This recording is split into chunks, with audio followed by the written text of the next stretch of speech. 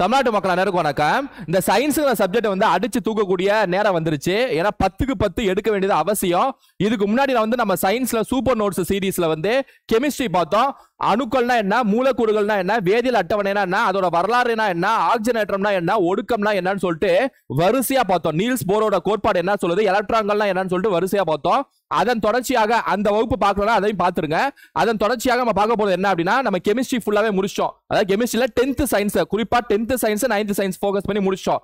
இப்போ நம்ம என்ன பார்க்க போறோம் அப்படின்னா, இந்த 9th 10th குறிப்பா 10th சயின்ஸ்ல இருக்கக்கூடிய லைட், ஒளி அப்படின்னு சொல்லக்கூடிய இந்த சாப்டர் பார்க்க போறோம். இது பிசிக்ஸ். பிசிக்ஸ்ல எப்படி கெமிஸ்ட்ரியில வேதியியல் அட்டவணை அணுக்கள் எப்படி வருஷ வருஷம் கேள்வி வருதோ, அதே பிசிக்ஸ்ல ஒளியில வருஷ வருஷம் கேள்வி கேட்டுருவாங்க. நீங்க எடுத்துக்காட்டுக்கு நீங்க ப்ரீவியஸ் கொஸ்டின் எடுத்து பாருங்க. ப்ரீவியஸ் கொஸ்டின்ஸ் எடுத்து பாருங்க. இதுக்கு முந்தைய கேள்வியில ஸ்கேட்டரிங் ஆஃப் லைட், ஒளி சிதறல்ல இருந்து ஒரு கேள்வி வந்துச்சு. அதுக்கு முன்னாடி பாத்தீங்க அப்படின்னா ராமன் சிதறல், அதாவது ராமன் ஸ்கேட்டரிங்ல இருந்து ஒரு கேள்வி வந்துச்சு. அதுக்கு முன்னாடி பாத்தீங்க அப்படின்னா கான்வெக்ஸ் லென்ஸ் இருக்குல்ல, அந்த குவி லென்ஸ்கள், அதுல இருந்து மறைமுகமா ஒரு கேள்வி வந்துச்சு. அதுக்கு முன்னாடி பாத்தீங்க அப்படின்னா கிட்ட பார்வை தூர பார்வை இருக்குல்ல, அதுல இருந்து கேள்வி வந்துச்சு. அதுக்கு முன்னாடி பாத்தீங்க அப்படின்னா இந்த பவர் ஆஃப் லென்ஸ் இருக்குல்ல, லென்ஸோட திறன், அதோட ஃபார்முலா வச்சு டைரக்டா ஒரு கேள்வி கொஸ்டின் அடிப்படையில், அதாவது மேத்ஸ் அடிப்படையில் ஒரு கொஸ்டின் வந்துச்சு. நீங்க எடுத்து பாருங்க. அதே மாதிரி 1/f = 1/b - 1/u சொல்லக்கூடிய அந்த குவியின் தூரம், ஃபோக்கல் லென்த்துக்கான ஃபார்முலா வச்சு அதுக்கு முன்னாடி ஒரு கேள்வி வந்துச்சு. வருஷம் லைட்ல இருந்து கேள்விகள் வந்த வண்ணம் உண்டு. சரியா? இந்த சாப்டர்ல நான் இப்ப பேசினேன்ல, அது எல்லாத்தையும் ஒரே செஷன்ல மைண்ட்ல ஏத்தி விட்டுறேன். அப்படியே போய் எக்ஸாம்ல உட்காந்து எப்படி கேள்வி கேட்டாலும் நேரடி கேள்வி கேளு, மறைமுக கேள்வி கேளு, அடிச்சு விட்டுருவேன் அப்படின்னு சொல்லிட்டு நீங்க டைரக்டா போய் அடிச்சிடலாம். சார் டைமை வேஸ்ட் பண்ணாம வீடியோக்குள்ள போயிடலாம்.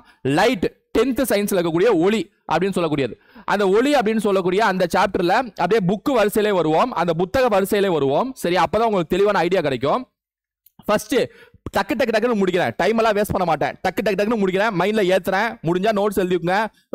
அப்படியே 10th சயின்ஸ் புக்கை கையில வச்சுக்கோங்க. அப்படியே வேகமா ரெஃபர் பண்ணீங்கன்னா முடிஞ்சு போச்சு கிளாஸ் பார்த்ததுக்கு அப்புறம். என்ன ப்ராப்பர்ட்டிஸ் ஆஃப் லைட், ஒளியின் பண்புகள் அப்படின்னு சொல்லிட்டு கொடுத்துருப்பாங்க. அதுல மொத்தம் ஒரு 8 ப்ராப்பர்ட்டிஸ் கொடுத்துருப்பாங்க. அது 8 டக்கு நான் முடிச்சிடுறேன். First, light is a form of energy. ஒளி என்பது ஒரு வகை ஆற்றல் அப்படின்னு சொல்லுவாங்க. ஆமா, ஒளி என்பது ஒரு வகை ஆற்றல் தான். ஏன்னா சூரிய ஒளியில இருந்து கரண்ட் எடுக்கிறோம்ல, அப்ப சூரிய ஒளியில ஏதோ எனர்ஜி இருக்குல்ல, அந்த எனர்ஜி காரணமா தானே கரண்ட் எடுக்க முடியுது. அப்ப light is a form of energy சொல்லிட்டு புத்தகத்துல கொடுத்துருக்காங்களா, அது சரிதான். ஒளி என்பது ஒரு வகையான ஆற்றல். கேள்வி கேட்பாங்க, ஸ்டேட்மெண்ட் கேள்வி. ஒளி என்பது ஆற்றல் இல்லைன்னு சொல்லுவாங்க, தப்பு. சரியா? ரெண்டாவது, light always travel along a straight line. ஒளி என்பது நேர்கோட்டில் மட்டும்தான் பயணிக்கும். இந்த சூரிய ஒளி வருதுல, அது நேர்கோட்டில் தான் பயணிக்கும். அப்படியே இப்படி ஸ்லைடா பயணிக்காது, ஸ்லாண்டிங் எல்லாம் பயணிக்காது. ஒளி எப்போதுமே நேர்கோட்டில் தான் பயணிக்கும். இது எக்ஸாம்ல கேட்பாங்க, ஞாபகம் வச்சுக்கோங்க. ஒளி பரவுவதற்கு ஊடகம் தேவையில்லை. அதாவது இப்ப நம்ம காத்து பரவுவதற்கு அதாவது நம்ம சவுண்ட் பரவுவதற்கு, அதாவது என்னோட சவுண்ட் பரவுவதற்கு காத்து தேவை. ஏர் மூலியமா தான் சவுண்ட் டிராவல் ஆகும். சரியா? ஒவ்வொரு விஷயமும் டிராவல் ஆகிறதுக்கு ஒரு மீடியம் தேவை. ஆனா ஒளி டிராவல் பண்றதுக்கு, அதாவது ஒளி பயணிக்கிறதுக்கு, சூரிய ஒளி பூமியை அடைவதற்கு எந்தவித ஊடகமும் தேவையில்லை. நடுவுல ஸ்பேஸ், விண்வெளியில ஊடகமே தேவையில்ல. ஒரு வெற்றிடம், ஒரு வேக்யூம்ல வேகமா வந்துடும். டக்குன்னு ஒரு 8 நிமிஷத்துல ரீச் ஆயிடும். 8 நிமிஷத்துல சூரிய ஒளி டக்குன்னு பூமியை ரீச் ஆயிடும். என்ன காரணம்? வெற்றிடத்திலே பயணிக்குது. ஒளி வெற்றிடத்திலே பயணிக்குது. ஒளி பயணிக்கிறது ஊடகம் தேவையில்ல, காத்துல தேவையில்ல. சரியா? It can travel through vacuum. அத vacuumனா என்ன? வெற்றிடம் தான் சொல்றாங்க. The speed of light in vacuum or air is c = 3 × 10⁸ m/s. ஒளியோட வேகம் இருக்குல்ல, அது ஃபிக்ஸடுங்க. காத்துலயும் சரி வெற்றிடத்திலையும் ஃபிக்ஸடு. ஒரு காத்துல இல்ல, நார்மல் காத்துனா வெற்றிடம் காத்து எல்லாம் ஒண்ணுதான். சரியா? அந்த வெற்றிடத்திலையும் சரி காத்துலயும் சரி ஒளியோட வேகம் என்னன்னா 3 × 10⁸ m/s. இதை ஞாபகம் வச்சுங்க. அப்ப ஒளி ஒரு வகையான ஆற்றல் பார்த்துட்டோம். ஒளி பயணிக்கிறதுக்கு ஊடகம் தேவையில்லைன்னு பார்த்துட்டோம். ஒளி எப்போதுமே நேர்கோட்டில் தான் பயணிக்கும் பார்த்துட்டோம். ஒளியோட வேகம் என்ன? 3 × 10⁸ m/s பார்த்துட்டோம். அடுத்து ஒரு முக்கியமான விஷயம், ஒளியானது அலை வடிவில் செல்வதால் அது அலை நீளம் மற்றும் அதிர்வெண் ஆகிய பண்புகளை பெற்றிருக்கும். இவை c = v(λ) என்ற சமன்பாட்டின் மூலம் தொடர்பு படுத்தப்படுகிறது. அதாவது லைட் அப்படிங்கிறதுல என்ன இருக்குன்னு சொல்லிட்டு சயின்டிஸ்ட் பல காலமா ரிசர்ச் பண்ணாங்க. அதுல துகள்கள் இருக்கா, இல்ல அது ஒரு அலையா, கண்ணுக்கே தெரியாத அலைகள் இருக்கா அப்படின்னு சொல்லிட்டு ஃபைனலா அதுல துகள்களும் இருக்கு, அலைகளும் இருக்குன்னு சொல்லிட்டு கன்ஃபார்ம் பண்ணிட்டாங்க. Light is made up of particles as well as wave. இப்ப அது அது கண்ணுக்கு தெரியாத அலைகள் உள்ள இருக்கு அப்படின்னா அந்த அலைகள் தான், அதாவது அந்த அலைகள் தான் லைட்ல எனர்ஜியை வச்சிட்டு இருக்குன்னு அர்த்தம். அது கண்ணுக்கு தெரியாது. சரி, அது மீட்டர் ஏதாவது இன்ஸ்ட்ருமெண்ட் வச்சு தான் கண்டுபிடிக்க முடியும். கண்ணுக்கு தெரியாத ஒரு அலைகள் இருக்குல்ல, அந்த அலைகள் தான் லைட்டுக்கு தேவையான ஆற்றல் அங்கதான் ஒளிஞ்சிருக்கு. அதை வச்சு நம்ம கண்டுபிடிக்க முடியும்னு அர்த்தம். அப்ப வேவ் லென்த்னு ஒரு விஷயம் வருது. வேவ் லென்த்னா அலைநீளம்னு அர்த்தம்.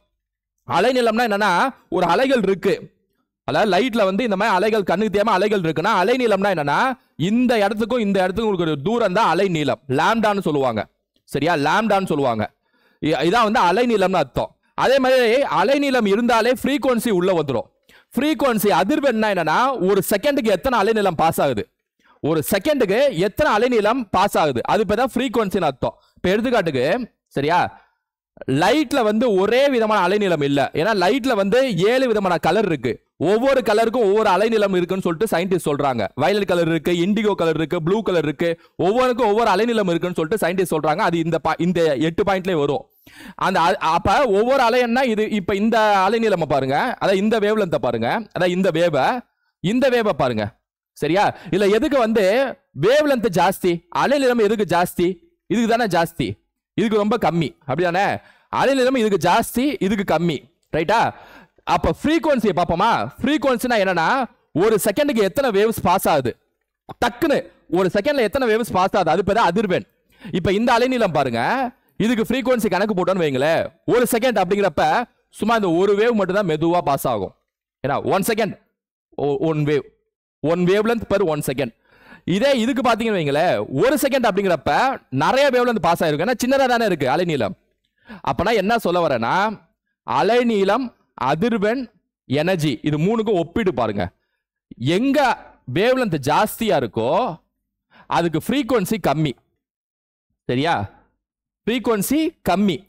எதுக்கு அதிர்வெண் கம்மியா இருந்து வேவ் லென்த் அலைநீளம் ஜாஸ்தியா இருக்கோ அதுக்கு எனர்ஜி கம்மி, ஆற்றல் கம்மி. சரியா, அப்ப அலைநீளம் ஜாஸ்தியா இருந்தா அதிர்வெண் குறைவா இருக்கும், ஆற்றலும் குறைவா இருக்கும் அந்த குறிப்பிட்ட விஷயத்துக்கு, அந்த குறிப்பிட்ட பார்ட்டிகல்ஸ், அந்த குறிப்பிட்ட ஆப்ஜெக்ட்டுக்கு. அதே அலைநீளம் குறைவா இருந்துச்சுன்னா ஃப்ரீக்வன்சி ஜாஸ்தியா இருக்கும், ஆற்றலும் ஜாஸ்தியா இருக்கும், நல்ல எனர்ஜியா இருக்கும். அலைநீளம் கம்மியா இருந்துச்சுன்னா. சரியா, அப்ப அலைநீளமும் ஃப்ரீக்வன்சியும், அதாவது அலைநீளமும் அதிர்வெண்ணும் எதிர்மறை. சரியா, அதே மாதிரி அலைநீளமும் எனர்ஜியும் எதிர்மறை. எந்த ஒரு விஷயத்துக்கு குறைவான அலைநீளம் உள்ளதோ அங்க ஜாஸ்தியான ஆற்றல் இருக்குன்னு அர்த்தம். எந்த ஒரு விஷயத்துக்கு நீளமான அலைநீளம் இருக்கோ அதுக்கு குறைவான ஆற்றல் இருக்குன்னு அர்த்தம். அதேதான் ஃப்ரீக்வன்சிக்கும். சரியா, இது புரியுதா? இது நான் ஏன் இவ்வளவு மெனக்கட்டு சொல்றேன்னா போக போக உங்களுக்கு புரியும். சரியா, போக போக புரியும். இப்போதைக்கு ஞாபகம் வச்சுங்க, வேவ் லென்த் கம்மினா எனர்ஜி ஜாஸ்தி, ஃப்ரீக்வன்சி ஜாஸ்தி. வேவ் லென்த் அதிகம்னா எனர்ஜி கம்மி, ஃப்ரீக்வன்சி கம்மி. இதை மட்டும் ஞாபகம் வச்சுங்க. சரியா, different coloured light has different wave length and frequency. நான் தான் சொன்னேன்ல, லைட்ல வந்து 7 விதமான கலர் ஒளிஞ்சிட்டு இருக்கு. விப்ஜியான்னு கேள்விப்பட்டிருப்பீங்க. 7 விதமான கலர் ஒளிஞ்சிட்டு இருக்கு. 7 ஒரு லைட் நம்ம பாக்குறப்ப ஒயிட் லைட் வெண்மையான ஒளின்னு தெரியுது, ஒயிட் லைட் சன்லைட் ஒயிட்டா தெரியுது. அதுக்குள்ள 7 கலர் ஒளிஞ்சிட்டு இருக்கு. ஒவ்வொன்றும் ஒவ்வொரு அலைநீளத்தில் இருக்கு. அந்த 7 கலர் எப்படி சார் பார்க்க முடியும்னா பிரிசம் இருக்குல்ல, அந்த பிரிசம் கண்ணாடி வழியா அமுச்சு விட்டீங்கன்னா 7 கலரை பார்க்க முடியும். இதை வந்து யாரு நியூட்டனே கண்டுபிடிச்சார். நியூட்டன் தான் கண்டுபிடிச்சார் அந்த பிரிசம்ல 7 கலர் ஒட்டையுதுன்னு சொல்லிட்டு. சரியா, பாப்போம் பின்னாடி. அப்ப ஒளியின் வெவ்வேறு நிறங்கள் வெவ்வேறு அலைநீளங்களையும் அதிர்வெண்களையும் கொண்டிருக்கும். Among the visible light, violet light has the lowest wavelength and red light has the highest wavelength. இந்த விப்ஜிஆர் இருக்குல்ல, விப்ஜிஆர்னா 7 விதமான கலர்னு அர்த்தம். ப்ளூ, கிரீன், yellow அப்படின்னு சொல்லிட்டு. இல்ல இது வயலட், இது ரெட் கலர். சரியா, இந்த விப்ஜிஆர்ல வயலட் கலர் வந்து வேவ்லென்த் குறைவா இருக்குங்கிறாங்க, லோவஸ்ட் வேவ்லென்த், அதாவது அலைநீளம் கம்மிங்கிறாங்க. சிவப்பு கலர் நிறத்துக்கு வந்து வேவ்லென்த் ஜாஸ்திங்கிறாங்க, அலைநீளம் ஜாஸ்திங்கிறாங்க. அப்ப 2 கலர்ல எதுக்கு ஆற்றல் ஜாஸ்தியா இருக்கும்? இதுக்குதான் ஆற்றல் ஜாஸ்தியா இருக்கும், ஏன்னா இதுக்கு அலைநீளம் கம்மியா இருக்கு. எதுக்கு ஆற்றல் கம்மியா இருக்கும்? இதுக்குதான் ஆற்றல் கம்மியா இருக்கும், ஏன்னா இதுக்கு அலைநீளம் ஜாஸ்தியா இருக்கு. சரியா, இந்த அலைநீளம், ஆற்றல், அதிர்வெண் இதை வச்சே மறைமுகமா கேள்வி கேட்பாங்க. அது எந்த லைட்டுக்கு அலைநீளம் ஜாஸ்தி, அது கம்மி, எந்த லைட்டுக்கு அலைநீளம் ஜாஸ்தின்னு சொல்லிட்டு. அப்ப நீ உங்களுக்கு புரியுற மாதிரி சொல்லணும்னா விப்ஜிஆர் லைனா எழுதிட்டோம் அப்படின்னா லைட்ல வயலட் கலர்ல வேவ்லென்த் கம்மியா இருக்கா, அப்படியே போக போக போக போக வேவ்லென்த் அதிகத்தை நோக்கி ஓடுன்னு அர்த்தம். ஒவ்வொரு கலரும் ஒவ்வொரு நிறமும். அப்ப வயலட் கலர் ஊதா நிறத்துல வந்து அலைநீளம் கம்மி, அப்படியே பக்கத்துல இண்டிகோ கொஞ்சம் கம்மி, ப்ளூ இன்னும் கொஞ்சம் கம்மி, கிரீன் கொஞ்சம் அதிகம், எல்லோ கொஞ்சம் அதிகம், ஆரஞ்சு இன்னும் அதிகம், ரெட் உச்சக்கட்ட அதிகம். சரியா, அப்பனா எனர்ஜி கம்மி. அப்ப லெஃப்ட்ல இருந்து ரைட் டிராவல் பண்ண ஏன்னா ஜாஸ்தியாக எனர்ஜி உடையக்கூடிய ஒளியில இருந்து லைட்ல இருந்து, அதாவது கலர்ல இருந்து குறைவான எனர்ஜி கூடிய கலரை நோக்கி ஓடுறோம்னு அர்த்தம். சரியா, இதை மறைமுகமா கேள்வி கேட்டா அழிச்சிருங்க, இதுல இருந்து மிஸ் ஆகவே கூடாது. சரியா, ஒளியானது இருவேறு ஊடகங்களின் இடைமுகப்பை அடையும் போது அது பகுதி அளவு எதிரொலிக்கும், பகுதி அளவு விலகல் அடையும். When light is incident on the interface between two media, it is partly reflected and partly refracted. ஒரு லைட் வந்து ஒரு ஊடகத்து மேல படும்போது கொஞ்சம் ரிஃப்ளெக்ட் ஆகும், கொஞ்சம் ரிஃப்ராக்ட் ஆகுங்கிறாங்க. அதாவது கொஞ்சம் வந்து எதிரொலிக்கும், கொஞ்சம் விலகுங்கிறாங்க. என்னன்னா இப்ப தண்ணி இருக்கு சரியா, தண்ணிக்குள்ள ஒளி வருது, லைட் அடிக்கிறீங்க தண்ணிக்குள்ள. இப்ப என்ன நடக்கும்னா அந்த தண்ணிக்குள்ள லைட் அடிக்கும் போது அந்த லைட்ல இருக்கக்கூடிய ஒரு சில, அதாவது 50-60% என்ன ஆகும்னா ரிஃப்ளெக்ட் ஆயிடும். ரிஃப்ளெக்ட் ஆகி அதாவது எதிரொலிச்சு திரும்ப மேலேயே போயிடும், அந்த ஊடகத்துக்கே போயிடும். அந்த காத்துன்னு சொல்லக்கூடிய ஊடகத்துல இருந்து தண்ணின்னு மேல இருக்கிறது காத்துங்கிற ஊடகங்க சும்மா வெட்டிடும். கீழே தண்ணிக்குள்ள வரும்போது பாதி லைட் வந்து காற்று உள்ள ஊடகத்துக்கே எதிரொலிச்சு போயிடும், மீதி லைட்டு உள்ள வரும். ஓகேவா? எதிரொலிப்பு, ஒளி எதிரொலிப்புனா பட்டு போறது, அது பேர் தான் ஒளி எதிரொலிப்புன்னு அர்த்தம். ரிஃப்ளெக்ஷன் சொல்லுவாங்க.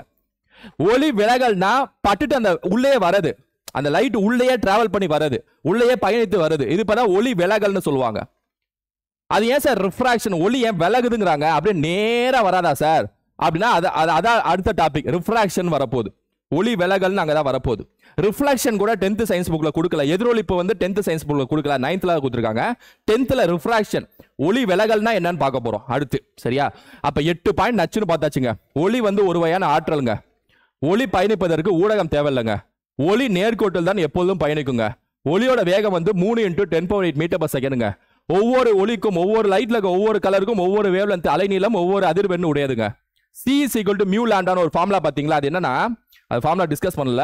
C = v lambda. சீனா ஒளியின் வேகம் அர்த்தம். ஒளியின் வேகத்துக்கும் ஒளியோட அந்த ஃப்ரீக்வன்சிக்கும் வேவ்லென்த்துக்கும் இருக்கக்கூடிய ரிலேஷன் தான் இந்த ஃபார்முலா, அந்த ஒப்பீடு தான் இந்த ஃபார்முலா. அப்ப ஒளியோட அலைநீளத்தையும் ஒளியோட அதிர்வெண்ணையும் பெருக்குனீங்க அப்படின்னா ஒளியோட வேகம் கிடைக்கும்னு சொல்லிட்டு சொல்றாங்க. ஓகேவா? ஸோ இதான் அந்த ஃபார்முலா. ஸோ அந்த ஃபார்முலா வந்து பார்த்தாச்சு. ஒவ்வொரு கலர்லையும் ஒவ்வொரு இது இருக்குன்னு சொல்லிட்டு மேலே பார்த்தோம்ல, எங்க அந்த ஃபார்முலா பார்த்தோம்ல, இந்த ஃபார்முலா. அப்ப ஒவ்வொரு கலர்லையும் ஒவ்வொரு அலைநிலமும் ஒவ்வொரு அதிர்வெண்ணும் உடையதுன்னு சொல்லிட்டு பார்த்துட்டோம். அதுல எந்த நிறத்துக்கு வந்து குறைவான அலைநிலம்னா ஊதா நிறம், எதுக்கு அதிகமான அலைநிலம்னா இது சிவப்பு நிறம். அதுலயும் பாத்தீங்க அப்படின்னா ஒரு லைட் வந்து ஒரு ஊடகத்துல இருந்து இன்னொரு ஊடகத்துக்கு டிராவல் பண்ணுது அப்படின்னா சில லைட் பார்ட்டிகல்ஸ் ரிஃப்ளெக்ட் ஆகும், சில இது வந்து உள்ள பயணிக்கும் அப்படின்னு சொல்லிட்டு பார்த்தோம். சரியா? இப்ப ரிஃப்ராக்ஷன் என்னன்னு பார்ப்போம். அந்த ஒளி விலகல்னு சொன்னேன்ல 8வது பாயிண்ட்ல, அதுதான் அடுத்து கொடுத்துருக்காங்க ஸ்கூல் புக்ல. ரிஃப்ராக்ஷன் என்ன அப்படின்னா, ஒளி கதிர் ஒன்று ஒரு ஒளி புகும் ஊடகத்தில் இருந்து மற்றொரு ஒளி புகும் ஊடகத்துக்கு சாய்வாக செல்லும் போது ஒளி கதிர் தன் பாதையிலிருந்து விலகி செல்கிறது. When a ray of light travels from one transparent medium into another, the path of the light undergoes deviation. அதான் சொன்னேன்ல, இதான் தண்ணி அப்படின்னா இப்படி வருது, லைட் பார்ட்டிகல்ஸ், லைட் ரேஸ், ஒளி கதிர் இப்படி நேரா வருதுன்னா படுகதிர்னு சொல்லுவாங்க, இன்சிடென்ட் ரேன்னு சொல்லுவாங்க. இதை வந்து இன்சிடென்ட் ரே, படுகதிர்னு சொல்லுவாங்க. படுகதிர்னா ஆரம்பத்தில் வரக்கூடிய கதிர். சரியா? பட்டு ஏன்னா இப்படி விலகும். அது வயலட் கலர்னா நல்லாவே விலகும், ஏன்னா அது குறைவான அலைநிலம்ல. ரெட் கலர்னா ஓரளவுக்கு இப்படி விலகும், வயலட் கலர்னா நல்லாவே விலகும். ஏன்னா 7 கலருமே விலகும் உள்ள. நல்லா பாத்தீங்கன்னா மைக்ரோஸ்கோப் அந்த மாதிரி வச்சு பாத்தீங்கன்னா 7 கலருமே விலகும். சரியா? இப்படி எந்த கலர்னாலும் லைட் உள்ள விலகுங்க. சரியா? இதுக்கு பேர் தாங்க ரிஃப்ராக்ஷன், இதுக்கு பேர் தான் ஒளி விலகல்ங்கிறாங்க. ஏன் விலகுது பார்ப்போம். ஓகேவா? This deviation of light is called refraction. ஒளி கதிரின் பாதை ஏற்படும் இந்த விலகலே ஒளி விலகல் எனப்படும். Refraction takes place due to the difference in the velocity of light in different media. ஒளியானது வெவ்வேறு ஊடகத்தில் வெவ்வேறு திசை வேகத்தில் செல்வதால் ஒளி விலகல் ஏற்படுகிறது. அதாவது மேல காத்துங்கிற ஊடகத்துல இருந்து தண்ணிங்கிற ஊடகத்துக்கு வரும்போது லைட்டோட ஸ்பீடே மாறுங்கிறாங்க. அதாவது ஒளியின் வேகம் இருக்குல்ல, அதுவே காத்துல ஒண்ணு தண்ணிக்கு ஒண்ணுன்னு மாறுங்கிறாங்க. என்ன சார் அப்ப 3 × 10⁸ மீட்டர்/செகண்ட்ங்கிறது லைட்டோட ஸ்பீட் இல்லையா சார்? ஆமா, அது வந்து வெற்றிடத்துக்கும் காத்துக்கும் தான். இதே அந்த லைட் வந்து கண்ணாடிக்குள்ள பயணிக்கும் போதோ, தண்ணிக்குள்ள பயணிக்கும் போதோ, டயமண்டுக்குள்ள பயணிக்கும் போதோ, ஏதாவது ஒரு வேற ஏதாவது ஊடகத்துக்குள்ள பயணிக்கும் போதுனா அந்த ஒளியோட வேகம் இருக்குல்ல, அது கொஞ்சம் குறையும்.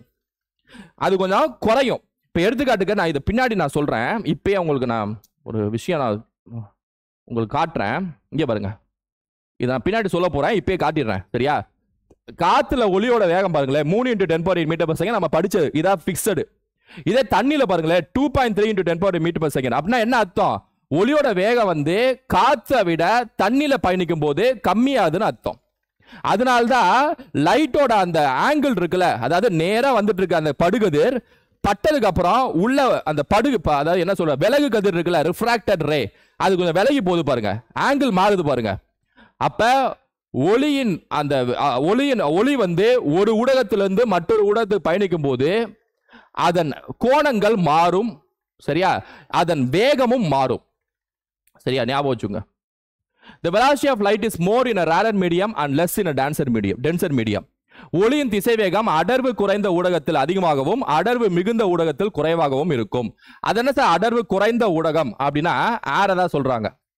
ஏன்னா காத்து இருக்குல்ல மேல, அதான் வானம், வெற்றிடம், அந்த காத்து இருந்தாலும் சரி வெற்றிடம்னாலும் சரி, அதான் வந்து ரேரர் மீடியம் சொல்றாங்க.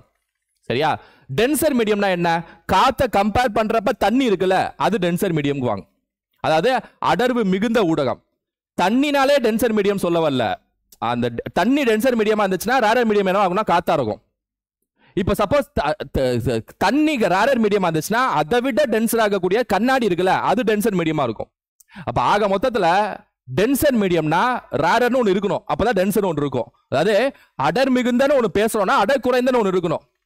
அப்ப உங்களுக்கு சிம்பிளா சொல்லணும்னா காத்து அடர் குறைவு, தண்ணி இல்லைனா கிளாஸ் அடர் மிகுந்த, அப்படி ஞாபகம் வச்சுங்க. சரியா, இந்த வார்த்தைகளை பின்னாடி நம்ம பார்க்குறப்ப வரும், கரெக்டாக ஞாபகம் வச்சுங்க.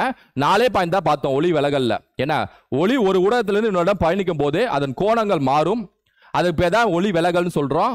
ஏன்னா அதுக்கு என்ன காரணம்னா ஒளியோட வேகமே ஒரு ஊடகத்துக்கும் இன்னொரு ஊடகத்துக்கும் மாறும். குறிப்பா வந்து இதை கவனிங்க, இங்க கவனிங்களே, ரேரர் மீடியம்ல வெலாசிட்டி மோருங்கிறாங்க பாருங்க, அதாவது காத்துல ஒளியோட வேகம் அதிகங்கிறாங்களே, தண்ணியில இதான் டென்சர் மீடியம்ல அடர் மிகுந்த ஒளியோட வேகம் கம்மிங்கிறாங்க. ஆமா, நான் வேல்யூ காட்டினேன்ல, காத்துக்கு 3 இருந்துச்சு, தண்ணிக்கு 2.3 இருந்துச்சு, அப்படியே கீழே வந்தீங்கன்னா கிளாஸுக்கு 2 தான் இருந்துச்சு. அப்ப ரேரர் மீடியம்ல வந்து அடர் குறைந்த ஊடகத்துல வந்து ஒளியோட வேகம் அதிகமா தானே இருக்கு. அங்க இருந்து நீங்க டென்சரை நோக்கி வரீங்க அப்படின்னா ஒளியோட வேகமும் குறைஞ்சிட்டே தானே வருது. அவ்வளவுதானே, இந்த ரிலேஷன் புரிஞ்சுதான் மறைமுக கேள்வி அடிச்சிடலாம்ல, அடிக்கலாமா அடிக்க கூடாதா, அடிச்சிடலாம். ரைட், இங்க பாருங்க, இப்போ ஒரு பென்சிலை நீங்க பாக்குறீங்க அப்படின்னா தண்ணியில படுறப்ப அது வேற மாதிரி மாறுது. இதான் எடுத்துக்காட்டு, இதான் அப்ளிகேஷனை நான் எடுத்துக்காட்டே சொல்றேன். ஏன்னா உங்களுக்கு இதெல்லாம் என்ன சார் கண்ணில் பார்க்கலையே சார், கண்ணில் பாக்குறீங்களா, இங்க பாருங்க இன்சிடென்ட் ரே இப்படி வருதா, இதுக்கு பேர் நார்மல், செங்குத்து கோடுன்னு அர்த்தம். நார்மல் லைன்னா இதான் நார்மல் லைன், செங்குத்து கோடு. படுகதிர் வருதா, தண்ணியில பட்டு பாருங்க, இதான் ஆங்கிள் ஆஃப் ரிஃப்ராக்ஷன். சரியா, ஒளி விலகல் கோணம்னு அர்த்தம். நேரா வரல பாருங்க, கொஞ்சம் விலகுது பாருங்க. இதே வயலட் கலர்னா ரொம்ப விலகும், ரெட் கலர் தான் ஓரளவுக்கு விலகும். அதுலயும் டிஃபரன்ஸ் இருக்கு, வித்தியாசம் இருக்கு. இதான் ரிஃப்ராக்ஷன், இதான் ரிஃப்ராக்ஷன். சரியா, இங்க பாருங்க, ரேரர் டு டென்சர் வரப்ப இது ஒரு முக்கியமான பாயிண்ட். சரியா, ரேரர் டு டென்சர், அதாவது காற்றுல இருந்து நீருக்கு வரப்ப ஒளி இப்படி பயணிக்குது அப்படின்னா இப்படி விலகுதுல, ஏன்னா அது வந்து இந்த செங்குத்து கோடை நோக்கி விலகுங்குவாங்க. அதாவது light travels from rarer to tensor, அடர் குறைந்த ஊடகத்திலிருந்து அடர்மிகு ஊடகத்துக்கு பயணிக்கும் போது ஒளி செங்குத்து கோடை நோக்கி விலகும். இதே ரிவர்ஸா பயணிக்குது அப்படின்னா, அதாவது ரிவர்ஸா பயணிக்குதுன்னா டென்சர் டு ரேரர், தண்ணியில இருந்து காத்துக்கு பயணிக்குது அப்படின்னா, ஏன்னா செங்குத்து கோடு இங்க இருக்குன்னா விலகும், விலகி அதாவது எப்படி பார்த்தாலும் உள்ள விலகதா போகுது. மேல இருந்து வராது, எப்படி பார்த்தாலும் தண்ணிக்குள்ளேயோ காத்துக்குள்ளேயோ, அதாவது எப்படியோ விலகதா போகுது. அது செங்குத்த கோடை நோக்கி விலகுதா இல்ல அதுல இருந்து விலகி போய் விலகுதா அப்படிங்கறத கேட்பாங்க எக்ஸாம்ல. அங்கதான் ஞாபகம் வச்சுங்க, காத்துல இருந்து தண்ணியை நோக்கி வருது அப்படின்னா என்ன, இந்த செங்குத்து கோடை வச்சு ஞாபகம் வச்சுங்க, இந்த எப்படி பார்த்தாலும் உள்ள விலகும்ல, இந்த லைனை நோக்கி இப்படி விலகும். சரியா, இன்னும் கொஞ்சம் இதை இப்படி நான் பண்ணேன்னா இப்படி விலகும், இன்னும் இப்படி பண்ணனா இப்படி விலகும், இன்னும் இப்படி பண்ணா இப்படி விலகும், அதே இப்படி விலகும். சரியா, எங்க இருந்து எங்க, காத்துல இருந்து நீர் பயணிச்சா. இதே நீர்ல இருந்து காத்து பயணிச்சுன்னு வைங்க, நீர்ல இருந்து காத்துனா அப்படியே இதுல இருந்து விலகி அங்கிட்டு போகும். சரியா, உள்ள எப்படியும் விலகதா போகுது.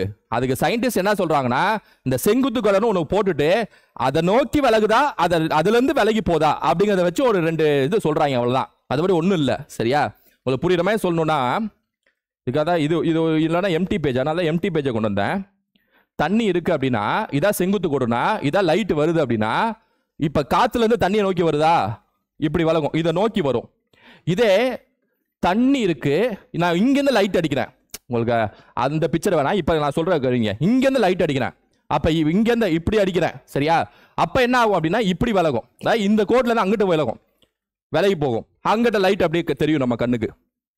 ரைட்டா, ஸோ இதா denser to rarer, rarer to டென்சர்னா செங்குத்தை நோக்கி, டென்சர் டு ரேரர்னா செங்குத்துல இருந்து விலகி, இங்கிலீஷ்ல ஞாபகம் வச்சுங்க.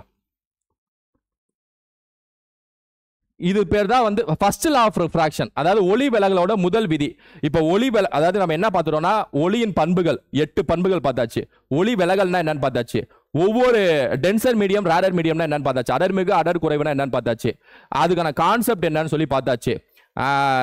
செங்குத்து நோக்கி வருமா விலகி போகுமான்னு சொல்லி பார்த்தாச்சு. சரியா? லா ஆஃப் ரிஃப்ராக்ஷன்ல 2 லா இருக்கு. அதாவது ஒளி விலகல்ல 2 விதிகள் இருக்கு. முதல் விதி, 2ஆம் விதி. முதல் விதி வந்து என்ன சொல்லுதுன்னா ரொம்ப சிம்பிளான விதி. சரியா? படுகதிர், விலகு கதிர், செங்குத்து கோடு இது எல்லாமே ஒரே தளத்தில் அமையும் சொல்லுவாங்க. the incident ray, refracted ray and the normal lie in the same plane குவாங்க. அதான் வந்து முதல் விதி. எக்ஸாம்ல கேட்பாங்க ஒளி விலகலின் முதல் விதி என்ன அப்படின்னு சொல்லிட்டு கேட்பாங்க. அது கொடுத்து இதான் ஒளி விலகலின் முதல் விதியான்னு சொல்லிட்டு கேட்பாங்க. எப்படி வேணா கேட்பாங்க, ஸ்டேட்மெண்ட் கொடுத்து கேட்பாங்க. சரியா? என்னன்னா இந்த படுகதிர் இருக்குல்ல இது, இந்த விலகு கதிர் இருக்குல்ல இது, இந்த நார்மல் இருக்குல்ல எல்லாம் ஒரே பிளேன், அதாவது ஒரே டைமென்ஷன், ஒரே தளத்துல அமையுதுங்கிறாங்க. என்னன்னா இப்ப இன்சிடென்ட் ரே இப்படி அடிக்குதுன்னா, என்ன இப்படி அடிக்குதுன்னா லைட் இப்படி படுதா, பட்டு இப்படியா வருது இல்ல, டைமென்ஷன் மாறுதா என்ன? இந்த போர்டு தான் ஒரு 2D டைமென்ஷன் வச்சுக்கோங்களேன். இப்படி வருது அப்படின்னா இங்கிட்ட மாறுது, இல்ல இப்படியா போகுது, இல்ல இப்படியா போகுது, இல்ல இப்படியா போகுது, இல்ல இப்படி வருது அப்படின்னா அதுக்குள்ள இது பேர் ஒரே பிளேன்னு அர்த்தம், ஒரே தளத்துல பயணிக்குதுன்னு அர்த்தம். இதை எடுத்து பாருங்க, புக்ல நீங்க படிச்சா அவங்களுக்கு புரியாம இருக்கும், இப்ப பார்த்தா உங்களுக்கு புரியும். சரியா? Incident ray, refracted ray, normal all lie in the same plane. வேற டைரக்ஷன் வேற பிளேனுக்கு மாறாதது. புரியுதா உங்களுக்கு? இதான் ஒளி விலகலோட முதல் விதி. சரியா? ஒளி விலகலோட 2ஆம் விதியில ஒளி விலகலோட முதல் விதி என்ன? எல்லா கதிர்கள், எல்லா அந்த படுகதிர், செங்குத்து கதிர், விலகு கதிர் எல்லாம் ஒரே தளத்தில் அமையும். All lie in the same plane. இதான் ஃபர்ஸ்ட் லா. செகண்ட் லா என்ன சொல்லுதுன்னா புதுசா ஒரு வேல்யூ இன்ட்ரோடியூஸ் பண்ணுது. ரிஃப்ராக்டிவ் இண்டெக்ஸ், ஒளி விலகல் எண் அப்படிங்கிற வார்த்தையை ஞாபகம் வச்சுங்க. இது 2ஆம் விதியில இதை பத்தி பேசுறாங்க. ஒளி விலகலோட 2ஆம் விதியில சயின்டிஸ்ட் இதை பத்தி எழுதியிருக்காங்க. என்னன்னா ஒளி விலகல் என்னன்னா இதான் ரிஃப்ராக்டிவ் இண்டெக்ஸ் நம்பர். இதை மனப்பாடம் பண்ணலாம். ஓகேவா?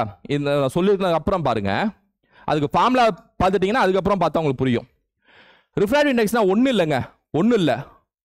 ஒளி வந்து வெற்றிடத்தில் ஒரு ஸ்பீடில் பயணிக்குள்ள, அதாவது 3 × 10⁸ மீட்டர்/செகண்ட் அது மேலே. சரியா? அதே ஒளி வந்து ஊடகத்தில் பயணிக்கும்ல, ஏன்னா ஊடகத்தில் அதோட வேகம் இருக்குல்ல, அது கீழே. அது எங்க? கீழே. இந்த மாதிரி ஃபார்முலா பேர் தான் ரிஃப்ராக்டிவ் இண்டெக்ஸ். ஸோ ஒளி விலகல் என்னன்னு கேட்டாங்கன்னா இந்த ஃபார்முலா ஞாபகம் வச்சுங்க. இந்த ஃபார்முலா ஞாபகம் வச்சுங்க. சரியா? இப்போ எடுத்துக்காட்டுக்கு கொடுத்துருப்பாங்க பாருங்க. இப்போ எக்ஸாம்பிள் கண்ணாடி எடுத்துக்குவோம். கண்ணாடிக்கு இந்த ஒளி விலகல் என்னன்னு கண்டுபிடிப்போமா? கண்ணாடியோட வெற்றிடத்தில் ஒளியின் திசைவேகம் என்ன? 3 × 10⁸ மீட்டர்/செகண்ட். அது ஃபிக்ஸட் தானே, மேலே போட்டுக்கோங்க. ஊடகத்தின் ஒளி, இப்போ ஊடகம் என்ன? கண்ணாடிக்கு என்ன ஒளியோட வேகம்? 2 × 10⁸ மீட்டர்/செகண்ட். கீழே போட்டுங்க. ஃபார்முலா அப்படியே போட்டுங்க. அடிச்சிங்கன்னா அடிச்சா 1.5 வருமா? இது 1.5 பேர் தான் ரிஃப்ராக்டிவ் இண்டெக்ஸ்னு அர்த்தம், ஒளி விலகல் எண்ணுன்னு அர்த்தம். அப்ப கண்ணாடிக்கு ஒளி விலகல் எண்ணு என்னன்னு சொல்லிட்டு எக்ஸாம்ல கேட்பாங்க. Option 1 1.5, 2 2.5, answer 1.5. முடிஞ்சு போச்சா? இந்த மாதிரி டீட்டெயிலாக தான் ஸ்கூல் புக்ல கொடுத்துருக்க மாட்டாங்க, நான் சொல்றேன். ஏன்னா இங்க பாருங்க, இங்க பாருங்க. அப்ப ஒன்னொன்னுக்கும் வேகமும் இருக்கு, ஒளி விலகல் எண்ணு இருக்கு. இங்க பாருங்களேன், தண்ணிக்கு ஒளி விலகல் எண்ணு 1 தான் வருது பாருங்க. ஏன் 1 வருது? ஃபார்முலா படி என்ன? மேல speed of light in vacuum, கீழே speed of light in medium. ஆனா காத்தை பொறுத்த வரைக்கும் மீடியமும் காத்துதா, வேக்கமும் காத்துதா. அப்ப 3 × 10⁸ divided by 3 × 10⁸ அடிச்சா 1 தானே, அதான் 1 வருது. சரியா? இதுல ஒண்ணு கவனிச்சிங்களா? இங்கிட்டு பாத்தீங்கன்னா ஸ்பீடு குறைஞ்சிட்டே வரும். கரெக்டா? இங்கிட்டு பாத்தீங்கன்னா ரிஃப்ராக்டிவ் இண்டெக்ஸ் அதிகமாயிட்டே வரும். புரியுதா? இதை வச்சு எக்ஸாம்ல கான்செப்ட் கேள்வி கேட்பாங்க. சரியா? ஒளியோட வேகம் குறைய குறைய ஒளி விலகல் எண் அதிகரிக்கும். ஸ்டேட்மெண்ட் கரெக்டா தப்பா? ஃபர்ஸ்ட் ஸ்டேட்மெண்ட் கரெக்டா தப்பா? புரிஞ்சா? ஆமாங்க, பாருங்களேன், இங்க 1 இருக்கு, அங்க ஸ்பீடு குறைய குறைய இங்கிட்டு ஒளி விலகல் எண் அதிகமாகுது பாருங்க. அதிகமாக தான் ஆகும். ஏன்னா ஃபார்முலா படி மேல 3ன்னு வந்துருச்சு. கீழே நீங்க 3க்கு பதிலாக 2 குறைச்சா மேல அடிச்சா 1.2 பாயிண்ட் தானே போகும். என்ன ராஜா, முடிஞ்சா? என்ன ஒளி விலகல் எண்? இப்ப நீங்க அந்த 3 பேஜை முடிச்சு விட்டேன், புக்ல 3-4 பேஜை முடிச்சு விட்டேன். அப்படியே படிச்சீங்கன்னா டக்குன்னு வரும். இந்த இது புக்ல இல்ல, ஆனா 12th புக்லயும் 9th புக்லயும் இது தென்படும். முழு அக எதிரொலிப்பு, டோட்டல் இன்டர்னல் ரிஃப்ளெக்ஷன். சும்மா கான்செப்ட் சும்மா ஒரு 10 செகண்ட் மட்டும் சொல்லிட்டு போயிடுறேன். டோட்டல் இன்டர்னல் ரிஃப்ளெக்ஷன் ஒன்று கேள்விப்பட்டிருப்பீங்க. முழு அக எதிரொலிப்பு அதெல்லாம் ஒன்றும் இல்லை. இந்த டென்சர் மீடியம்ல இருந்து ரேரர் மீடியம் பயணிக்குதுல, அடர்மிகு ஊடகத்துல இருந்து அடர் குறைவு ஊடகத்துக்கு ஒளியை பயணிக்கும் போது என்ன, சப்போஸ் நம்ம இப்படி விலகி தானே போகுது, நார்மல் லைன்ல இருந்து விலகி தானே போகுது, இப்படி பயணிக்கும் போது நார்மல் லைன்ல இருந்து விலகி போகும், கேட்டுதானே? இப்ப நம்ம அப்படியே இப்படி இங்க இப்படி பண்ணோம்னா இப்படி போகும், இன்னும் கொஞ்சம் இப்படி பண்ணோம்னா இப்படி போகும், ஒரு கட்டத்துல ஸ்ட்ரைட்டா வந்துடும். நம்ம இப்படி ஒரு லைட் அப்படியே பாஸ் பண்ணோம்னா அப்படியே தண்ணியோட அந்த சர்ஃபேஸோட வரும். அதுக்கு பேர் கிரிட்டிக்கல் ஆங்கிள்ங்குவாங்க. கிரிட்டிக்கல் ஆங்கிள் இது இங்கிலீஷ்ல ஞாபகம் வச்சுங்க. சப்போஸ் இந்த கிரிட்டிக்கல் ஆங்கிளை விட இன்னும் கொஞ்சம் இன்க்ரீஸ் பண்ணி லைட் எப்படி அடிச்சோன்னு வைங்க, அது மேல போகாம திரும்ப அடர்மிகு ஊடகத்துக்குள்ளேயே வரும். மேல தானே போனோம், ரிஃப்ராக்ட் ஆனும்ல மேல, ஆனா ரிஃப்ராக்ட் ஆகாம ஒளி விலகாம ரிஃப்ளெக்ட் ஆகி திரும்ப அந்த ஊடகத்துக்குள்ளே வரும். இன்னும் இப்படி கொஞ்சம் இன்க்ரீஸ் பண்ணி விட்டா அதுக்கு பேர் தான் டோட்டல் இன்டர்னல் ரிஃப்ளெக்ஷன்ங்கிறாங்க. டோட்டல் இன்டர்னல் ரிஃப்ளெக்ஷன் அப்படிங்கிறாங்க. இது எப்ப சாத்தியக்கூறு ஆகும்னா இந்த ஆங்கிளும் ஒரே மாதிரி இருக்கிறப்ப சாத்தியக்கூறு ஆகும். அதாவது படுகதிரோட கோணமும் விலகு கதிரோட கோணமும் அடர்மிகு ஊடகத்துல அதிகமாக, அதாவது ஒரே மாதிரி சமமாக இருக்கிறப்ப இது சாத்தியமாகும். Total internal reflection. இந்த கான்செப்ட் வச்சு தான் ஆப்டிகல் ஃபைபர்லாம் போடுறாங்களா, இந்த செல்போன் நெட் எல்லாத்துக்கும் அடியில் கிரவுண்ட்ல கேபிள் போடுறாங்களா, எல்லாமே இந்த கான்செப்ட் தான். டோட்டல் இன்டர்னல் ரிஃப்ளெக்ஷன் தான் அப்ளிகேஷன். சரியா? இதை நம்ம டீட்டெயிலாக அப்புறம் பார்க்கலாம்.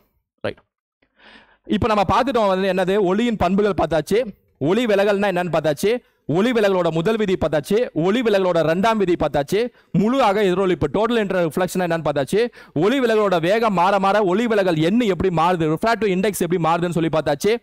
தண்ணி அப்புறம் காத்து இது ரெண்டையும் வச்சுட்டு டென்சர் ரேரர் மீடியம்ல செங்குத்து கதிரை நோக்கி போதா விலகி போதான்னு சொல்லி பார்த்தாச்சு. ரைட்டா? இப்ப அடுத்து நம்ம பார்க்கக்கூடியது என்னன்னு பாருங்க. அடுத்து அப்படியே வந்தீங்கன்னா புக்ல கொடுத்துருப்பாங்க நிறப்பிரிகை, அதாவது டிஸ்பர்ஷன் ஆஃப் லைட்னு சொல்லியிருப்பாங்க. இதான் நியூட்டன் சொன்னது. சரியா? லைட்டை வந்து ஒரு பிரிசம்ல அடிச்சு விட்டீங்கன்னா அதோட கலரை பார்க்க முடியும். சிவப்பு, orange, yellow, green, blue, indigo, violet இந்த கலரை பார்க்க முடியும். இதை நான் ஏற்கனவே சொல்லிட்டேன். இது பேர் டிஸ்பர்ஷன் ஆஃப் லைட். ஸோ ஒளி நிறப்பிரிகைன்னா இதான் அர்த்தம். சரியா? ஒரு ஒளியை 7 கலரும் பிரிச்சு விட்டீங்கன்னா ஒரு கண்ணாடிக்குள்ள அது பேர் ஒளி. அதுல என்ன பாருங்க, வயலட் கலர் என்னது, வேவ் லென்த் கம்மி, அதுக்கு ஆங்கிள் ஆஃப் ரிஃப்ராக்ஷன் ஜாஸ்தி. சரியா? வேவ் லென்த் கம்மி, ஆங்கிள் ஆஃப் ரிஃப்ராக்ஷன் ஜாஸ்தி. அப்புறம் நல்லா உள்ள விலகுன்னு அர்த்தம். நல்லாவே உள்ள அந்த வயலட் கலர் நல்லாவே விலகுன்னு அர்த்தம். அப்ப ரிஃப்ராக்டிவ் இண்டெக்ஸ் ஜாஸ்தி. ஒண்ணுக்கு ஒண்ணு லிங்க போடுறான் பாருங்க. வேவ் லென்த் கம்மி, அதனால ரிஃப்ராக்டிவ் இண்டெக்ஸ் ஜாஸ்தி. என்ன, ஒளி விலகல் எண் ஜாஸ்தி. ஆனா நீங்க ரெட் கலர் பாக்குறப்ப அங்க பாருங்க இப்படி போகுது, டக்குன்னு இப்படியே தானே வந்து பாருங்க. சரியா? ஒன்னும் பெருத சேஞ்ச்லாம் இல்ல. ஏன்னா ஆனா வயலட் இப்படி வந்து இப்படி உடையுது பாருங்க. ரெட் கலர் பாக்குறப்ப அதுக்கு வேவ் லென்த் ஜாஸ்தியா இருக்குமா, அப்ப ஒளி விலகல் எண் இருக்குல்ல அது கம்மியா இருக்கும், ரிஃப்ராக்டிவ் இண்டெக்ஸ் கம்மியா இருக்கும். சரியா? வயலட்டை கம்பேர் பண்ணும்போது இந்த ரெண்டு ரிலேஷன் ஞாபகம் வச்சுங்க. இவ்வளவுதான் புக்ல கொடுத்துருப்பாங்க, பெருசா கொடுத்துருக்க மாட்டாங்க. அடுத்து போலாம். பீம் ஆஃப் லைட் அதான் அந்த இதுதான் இங்க நான் சொன்னதுதான். வயலட் ஹஸ் லோயர் வேவ்லென்த், ஊதா நிறம் குறைந்த அலைநீளம், அதனால ஆங்கிள் ஆஃப் ரிஃப்ராக்ஷன் ஹை, ஒளி விலகல் கோணமும் அதிகமா இருக்கும், ஒளி விலகல் எண்ணும் அதிகமா இருக்கும். சொன்னேன்ல அதுதான். ரிஃப்ராக்டிவ் இண்டெக்ஸ் ஜாஸ்தியா இருக்கும் குறைவான வேவ்லென்த்துக்கு. அப்ப குறைவான அலைநீளத்துக்கு ஒளி விலகல் எண் ஜாஸ்தியா இருக்கும். அப்ப அலைநீளமும் ஒளி விலகல் எண்ணும் எதிர்மறை. சரியா? Inversely proportional. Scattering of light. So refraction கொடுத்துருப்பாங்க, டிஸ்பர்ஷன் கொடுத்துருப்பாங்க, நிறப்பிரிகை கொடுத்துருப்பாங்க, அடுத்து ஒளி சிதறல் கொடுத்துருப்பாங்க. ஒளி சிதறல்னா ஒன்றும் இல்லைங்க, சூரிய ஒளி புவியின் வளிமண்டலத்தில் நுழையும் போது வளிமண்டலத்தில் இருக்கும் வாயுக்கள் சூரிய ஒளியை சிதறல் அடைய செய்யும். இதன் பெயர் தான் ஒளி சிதறல் எனப்படும். ஒன்றும் இல்லைங்க, இங்கே பாருங்க. சன்லைட் வந்து அட்மாஸ்பியர்ல நிறைய கேசஸ்லாம் இருக்குல்ல, CO2 கேசஸ் இருக்கு, மீத்தேன் இருக்கு, தண்ணி மாலிகுல்ஸ் அதாவது வாட்டர் வேப்பர் நீராவிகள் இருக்கு. இந்த மாதிரி சூரிய ஒளி பட்டதுக்கு அப்புறம் லைட் ஸ்கேட்டர் ஆகும். அதாவது ஒளி அப்படியே எல்லா பக்கமும் வந்து செதறும். அது இப்பதான் வந்து ஸ்கேட்டரிங் ஆஃப் லைட்டுங்கிறாங்க. இப்ப வானம்லாம் வந்து நீல கலர்ல தெரியறதுக்குலாம் காரணம் ஸ்கேட்டரிங் தான். அது என்னன்னு பார்ப்போம். சரியா? அதுக்கு ஒரு கான்செப்ட் இருக்கு. Types of scattering. இந்த ஒளி சிதறல் வகையை ரெண்டா பிரிப்பாங்க. ஒன்னு எலாஸ்டிக், இன்னொன்னு இன்எலாஸ்டிக். அதாவது மீச்சி சிதறல், மீச்சி அற்ற சிதறல். ஒன்னு இல்ல, சிம்பிள். இங்க பாருங்க. If the energy of the incident beam and scattered beam are same, it is called elastic scattering. சிதறல் அடையும் ஒளிக்கற்றையின் தொடக்க மற்றும் இறுதி ஆற்றல்கள் சமமாக இருப்பின் அச்சிதறல் மீச்சி சிதறல் எனப்படும். இப்ப நம்ம வந்து லைட் வந்து ஒரு இன்சிடென்ட் ரே, அதாவது லைட்ல இருந்து வருதுல, அது வந்து படுகதிர். அங்க ஒரு ஒளி வருது, இந்த கேஸ் மேல பட்டு அதுக்கப்புறம் அப்படியே பயணிக்குதுன்னு வைங்க. இந்த ரெண்டுக்கும் எந்தவித எனர்ஜி மாற்றமே வரதில்லை. அதாவது இந்த இன்சிடென்ட் ரேக்கும் இந்த ரிஃப்ளெக்டட் ரேக்கும், அதாவது இந்த படுகதிருக்கும் இந்த செதறல் கதிர், ரிஃப்ளெக்டட் ரேல ஸ்கேட்டர்ட் ரே, சரியா, செதறல் கதிருக்கும் எந்தவித ஆற்றல் மாற்றம் இல்லாம லைட்டுக்கு என்ன எனர்ஜி இருக்கோ அந்த கேஸ் மேல பட்டதுக்கு அப்புறம் அதே மாதிரி எனர்ஜில தான் பயணிக்குது, அதே மாதிரி ஆற்றல் தான் பயணிக்குது, எந்தவித அலைநீளமும் மாறாது, ஃப்ரீக்வன்சியும் மாறாது அப்படின்னா அதுக்கு பேர் எலாஸ்டிக் ஸ்கேட்டரிங்னு அர்த்தம். மீச்சி சிதறல். ஸோ மீச்சி சிதறல்னா இன்சிடென்ட் ரேவும் ஸ்கேட்டர்ட் ரேவும் சமமா இருக்கணும் அர்த்தம். சரியா, அதான் கொடுத்துருப்பாங்க. ஸ்கேட்டர்ட் ரேவும் same, it is called as elastic scattering. அதாவது படுகதிரோட ஆற்றலும் இது ஒளி சிதறல் கதிரோட ஆற்றலும் சமமாக இருந்தால் அது மீச்சி சிதறல். இதுல ஒன்றும் படிக்கிறதுக்கு ஒன்றும் இல்லை. ஏதாவது மாறுச்சுனா தானே அங்க ஒரு டாபிக்கே, அங்க ஒரு கான்செப்டே வரும். அப்ப அடுத்ததுதான் முக்கியம், மீச்சி அற்ற சிதறல். Inelastic scattering. If the energy of incident beam and scattered beam are different. சூரிய ஒளியில இருந்து வருது இல்ல இன்சிடென்ட் ரே, படுகதிர், அது வந்து மேல கூடிய நீராவிகளோ இல்ல ஏதோ கேஸ் ஏதோ ஒரு மேல பட்டு ஸ்கேட்டர் ஆகும்ல. அப்ப ஸ்கேட்டர் ஆகக்கூடிய ஒரு கதிர் இருக்குல்ல, சிதறல் கதிர், அதோட வேவ்லென்த்தும் ஃப்ரீக்வன்சி, அதாவது அதோட எனர்ஜி வந்து வேற மாதிரி இருந்துச்சுன்னு வைங்களேன். ஏதாவது அதிகமாச்சோ இல்ல அதிகமானாலோ குறைந்தாலோ எதை கம்பேர் பண்ணும்போது, இன்சிடென்ட் ரேவை கம்பேர் பண்ணும்போது, அதாவது ஒரு ஒளி கதிரை படுகதிரை கம்பேர் பண்ணும்போது அந்த பபிள்ஸ் மேல பட்டு சிதறல் கதிராகும்ல, இதோட ஆற்றலை விட அதுக்கு ஜாஸ்தியாவோ கம்மியாவோ வந்துச்சுன்னா அது பேர் இன்எலாஸ்டிக். ஞாபகம் வச்சுங்க, ஜாஸ்தியாவோ கம்மியாவோ வந்தாலும் இன்எலாஸ்டிக் தான், மீச்சி அற்றதா. ஜாஸ்தியா இருக்கணும் அவசியம் இல்லை, கம்மியா கூட இருக்கலாம். சரியா, மாறினாலே மீச்சி அற்றங்க, மாறாம ஒரே மாதிரி இருந்துச்சுன்னா மீச்சிங்க. சரியா, இப்ப இந்த மீச்சி அற்றவா நாலா பிரிக்கலாம்: ரேலிக் scattering, me scattering, Tyndall scattering, Raman scattering. சரியா, இது அப்படியே புக்ல கொடுத்துருப்பாங்க, டக் டக்குன்னு பார்த்துடலாம். ரேலிக் ஸ்கேட்டரிங்னா ஒன்றும் இல்லைங்க, இந்த ஃபார்முலா ஞாபகம் வச்சுங்க, இந்த ஃபார்முலா தான் அங்கே கொடுத்துருப்பாங்க. சிதறல் அளவு இஸ் ஈக்குவல் டு, அதாவது ரேலிக் ஸ்கேட்டரிங்னா S இஸ் ஈக்குவல் டு 1/λ/4. இந்த லாம்டானா என்ன, அலைநீளம்னு அர்த்தம். ஏன்னா எஸ்னா ஸ்கேட்டரிங் ஆகக்கூடிய அந்த அமௌண்ட்னு அர்த்தம். சரியா, எவ்வளோ ஸ்கேட்டர் ஆகுது அப்படின்னு அர்த்தம். இது என்ன சொல்றாங்க பாருங்க, கீழே இருக்கு பாருங்க, லாம்டா வேவ்லென்த், அலைநீளம் கீழே இருக்கு பாருங்க. அப்ப இன்வெர்ஸ்லி ப்ரொபோஷனல். என்ன ரேலிக் ஸ்கேட்டரிங்ல என்ன சொல்றாங்க, படுகதிரோட, அதாவது அலைநீளம் ஜாஸ்தியா இருந்துச்சுன்னா, ஏன்னா அலைநீளம் ஜாஸ்தியா இருந்துச்சுன்னா அமௌண்ட் ஆஃப் ஸ்கேட்டரிங் கம்மியா இருக்கும்னு அர்த்தம். அந்த சிதறல் ஆது இருக்குல்ல, அது குறைவா இருக்குன்னு அர்த்தம். இதே அலைநீளம் கம்மியா இருந்துச்சுன்னா அமௌண்ட் ஆஃப் ஸ்கேட்டரிங் அதிகமா இருக்குன்னு அர்த்தம். இவ்வளவுதான் ரேலிக் ஸ்கேட்டரிங். இது பேசுறதுக்கு ஒண்ணுமே இல்ல. இதுல இருந்து எக்ஸாம்ல கேள்வி கேட்டாங்கன்னா இங்க பாருங்க, ஒரு ஒளிக்கதிர் சிதறலடையும் அளவானது அதன் அலைநீளத்தின் 4 மடங்கு எதிர் தகவல் இருக்கும். அதான் இந்த ஃபார்முலா. புரியுற மாதிரி சொல்லணும்னா, ப்ளூ கலர் அதிகமா ஸ்கேட்டர் ஆகும், ரெட் கலர் குறைவா ஸ்கேட்டர் ஆகும். புரியுதா? ஏன் ப்ளூ கலருக்கு வந்து என்ன, உங்களுக்கு ப்ளூ கலர்னா வயலட்டுக்கு பக்கத்துல தானே ப்ளூ, VIB, வயலட் கலர் தானே ப்ளூ இருக்கு. வயலட் கலருக்கு குறைவான அலைநீளம் தானே, ப்ளூ கலருக்கு குறைவான அலைநீளம் தான். ஆமா, போக போக தானே அதிகமாகும். அப்ப குறைவான அலைநீளம்னா அதிகமா ஸ்கேட்டர் ஆகும்னு அர்த்தம், அதிகமா சிதறல் ஆகும்னு அர்த்தம். ரெட் கலருக்கு அதிகமான அலைநீளமா கம்மியா சிதறல் ஆகும்னு அர்த்தம். நீங்க வானம் வந்து காலையில ஒரு 10 மணி அந்த டைம்ல ஆரம்பிச்சு ஈவினிங் சன்செட் வரைக்கும், அதாவது சன்ரைஸ்ல ஆரம்பிச்சு சன்செட் வரைக்கும் ப்ளூவா தான் தெரியும். நூன் காலையில டைம், மதியம் டைம்ல ப்ளூவா இருக்கும். வானம் ப்ளூ கலர்ல இருக்கிறதுக்கு முக்கியமான காரணம் என்னன்னா, ப்ளூ கலர் தான் அதிகமா வந்து செதல் ஆகுது, அதாவது அதிகமா ஸ்கேட்டர் ஆகுது வானத்துல. சன்லைட்ல இருந்து பட்ட எல்லா மேல இருக்கக்கூடிய அந்த துகள்கள் இருக்குல்ல, கேசஸ்லாம், அதெல்லாம் எந்த கலரை வந்து நம்ம கண்ணில் காட்டுதுன்னா ப்ளூ கலர் தான் கண்ணில் காட்டுது. ஏன்? ஏன்னா ப்ளூ கலருக்கு அலைநீளம் கம்மி, அதனால கம்மியான அலைநீளம் உடைய அந்த நீல கலரு நம்ம கண்ணுக்கு வந்து அதிகமா ஸ்கேட்டர் ஆகிற மாதிரி நம்ம கண்ணுக்கு தெரியுது. இதே விஷயம் வந்து நீங்க அதனால தான் ஸ்கை வந்து ப்ளூ கலர்ல இருக்கு. ஆனா இதே விஷயம் நீங்க சன்செட் அப்ப பாத்தீங்கன்னு வைங்களேன், அதாவது சூரிய மறைவு அப்ப பாத்தீங்கன்னு வைங்களேன், ஏறத்தாழ ஈவினிங்குள்ள எல்லா ப்ளூ கலரும் ஸ்கேட்டர் ஆகி முடிஞ்சிடும். மீதி இருக்கக்கூடிய கடைசி கலர் என்ன, ரெட் கலர். அந்த கடைசியா அந்த ரெட் கலர் தான் கொஞ்சம் கொஞ்சமா ஸ்கேட்டர் ஆக ஆரம்பிக்கும், அதாவது சிதறல் அடைய ஆரம்பிக்கும். எந்த டைம்ல? கடைசி டைம்ல, சன் செட் ஆகிற டைம்ல. அதாவது சூரியன் அப்படி போயிடும்ல, சன் செட் ஆகிற டைம்ல. அப்ப நம்ம கண்ணுக்கு வந்து சன்செட் அப்ப வானம் வந்து ஒரு சிவப்பு கலர்ல தெரியும். இதே தான் சன்ரைஸ் அப்பவும். அப்ப சன்ரைஸ் அப்பவும் சன்செட் அப்பவும் வானம் வந்து சிவப்பு கலர்ல சிவப்பு கலர்ல தெரியறதுக்கு என்ன ஸ்கேட்டரிங் காரணம்னா ரேலிக் ஸ்கேட்டரிங். ஆனா குறிப்பா வந்து ப்ளூ கலருக்கு குறைவான அலைநீளம், சிவப்பு கலருக்கு அதிகமான அலைநீளம், இதான் காரணம். சரியா? அதுக்கு இன்வெர்ஸ்லி, அதுக்கு எதிர்மறையா ஸ்கேட்டரிங் இருக்கும். இதான் வந்து ரேலிக் ஸ்கேட்டரிங். மீ ஸ்கேட்டரிங்னா என்ன அப்படின்னா, அதே சூரிய ஒளி கிளவுட் இருக்குல்ல, அதாவது இந்த மேகம் இருக்குல்ல, மேக கூட்டங்கள், அதுல வந்து நீராவிகள் நிறைஞ்சிருக்கும். நீராவிகள் மேல படும்போது, அதே சூரிய கதிர் நீராவிகள் மற்ற வாயுக்களை விடுங்க, நீராவிகள் மேல படும்போது சூரிய ஒளி ஒயிட் கலர் நம்ம கண்ணுக்கு தெரியும், அந்த ஒயிட் கலராகவே ஸ்கேட்டர் ஆகும். ரெட் கலரோ ப்ளூ கலரோ அல்ல, ஒயிட் கலராகவே ஸ்கேட்டர் ஆகும். எது மேல படும்போது? ஒரு கிளவுடு மேகம் மேல படும்போது. எந்த கதிர்? சூரிய கதிர். அப்படியே ஸ்கேட்டர் ஆகும். அதுக்கு முக்கியமான காரணம் என்னன்னா, அங்கதான் சொல்லியிருப்பாங்க ஏன் அப்படி ஸ்கேட்டர் ஆகுதுங்கிறதுக்கு முக்கியமான காரணம்.